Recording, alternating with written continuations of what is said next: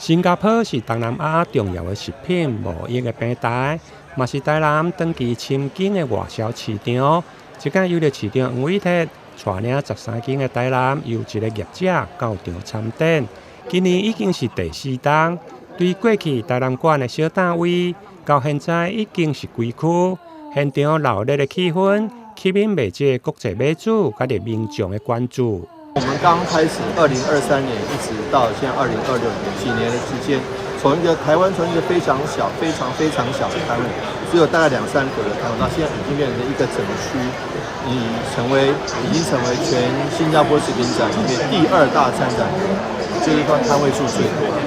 這邊是農業部的攤位，這邊呢是我們台南市政府的攤位。那可以看到，今天參展的這個規模非常巨大，參展的廠商非常之多，大家都使出渾身解數來介紹他們很棒自己本身的農特產品。當然，也借這個機會跟其他許多國家互相切磋、互相學習、互相交流，尋找商機。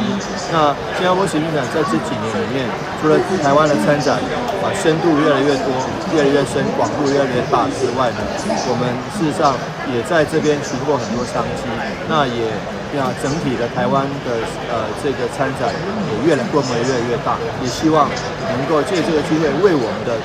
廠商尋求商機，找到更多合作的機會。這屆台南館伊就對產地到產地為主軸，整合農產的原料和加工的食品，呈現完整的產業鏈。展出的產品包括水產的加工品、地瓜系列的產品、果乾、果汁飲品、佮啲穀物類食品等。現場透過試食佮啲互動的體驗，讓買主會用個實際感受到產品的風味佮啲品質，提升台南農產的附加價值，讓優質的農漁產品持續走向國際。台南新聞林根採訪報道。